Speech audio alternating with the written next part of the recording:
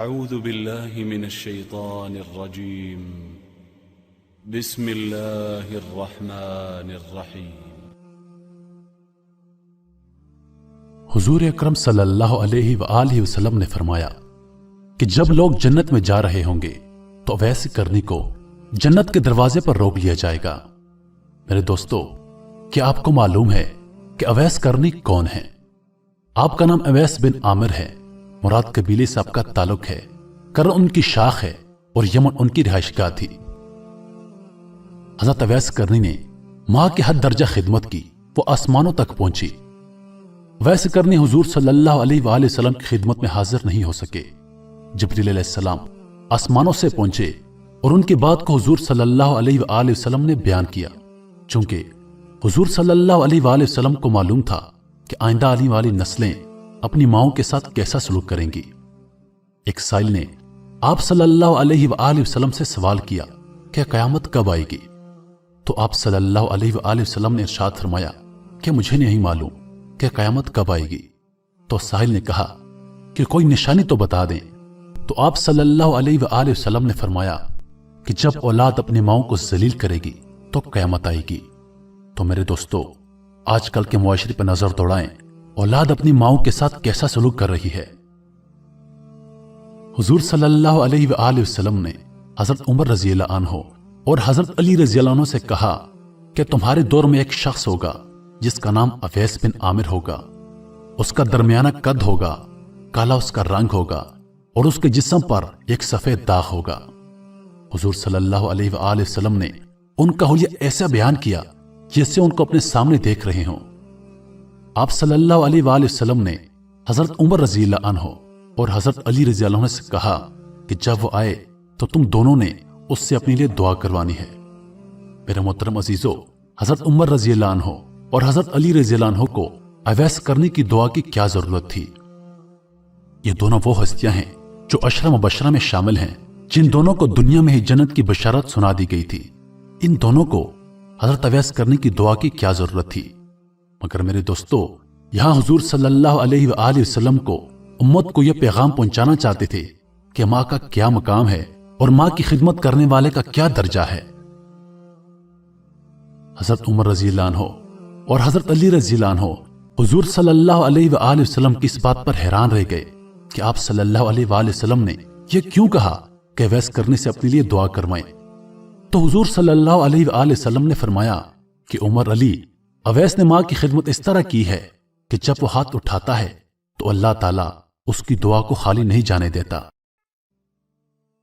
حضرت عمر بن خطاب رضی اللہ عنہ 10 سال خلیفہ رہے، 10 سال حج کیا، لیکن انہیں اویس نہ ملے۔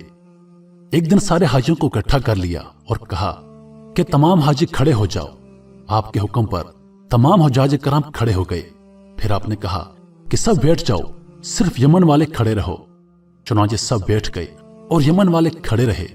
آپ نے پھر کہا کہ یمن والے سارے بیٹھ جاؤ، صرف مراد قبیلے والے کھڑے رہو۔ چنانچہ سب بیٹھ گئے، مراد قبیلے والے کھڑے رہے۔ آپ نے پھر فرمایا کہ سب بیٹھ جاؤ، صرف کرن والے کھڑے رہو۔ مراد قبیلے والے سب بیٹھ گئے اور کرن قبیلے سے صرف ایک آدمی بچا۔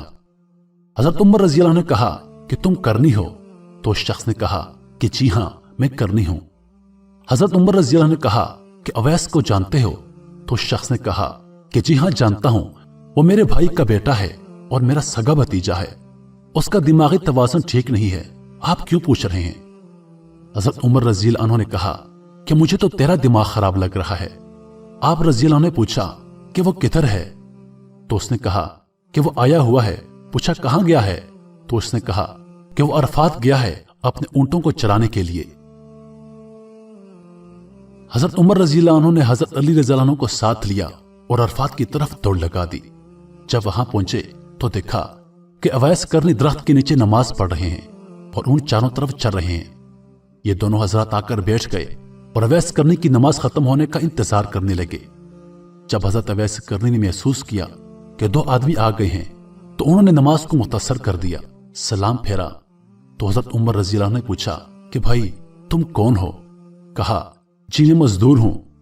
حضرت اویس کرنی کو خبر نہیں تھی کہ اس کے سامنے جو ہستیاں بیٹھی ہیں وہ حضرت عمر بن خطاب رضی اللہ عنہ और हजरत अली रज़ी अल्लाह अन्हु हैं।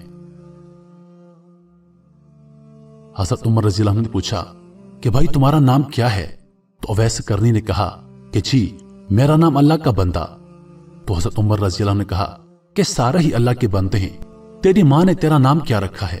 तो अवैस करनी ने कहा कि आप कौन है मुझसे पूछगछ करने वाले? उनका यह कहना था कि हजरत अली रज़ी अल्लाह अन्हु ने कहा कि अवैस ये अमीरुल मोमिनीन उमर बिन खत्ताब हैं और मैं अली बिन इब्न तालिब। हजरत अवैस का यह सुनना था कि वो कांपने लगे। कहा जी मैं माफी चाहता हूं, मैं तो आपको पहचानता ही नहीं था, मैं तो पहली दफा आया हूं। तो हजरत उमर रज़ी अल्लाह अन्हु ने कहा कि तू ही अवैस है? तो उन्होंने कहा कि जी हां मैं ही अवैस हूं।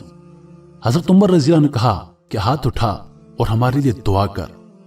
वो रोने लगे और कहा कि मैं दुआ करूं?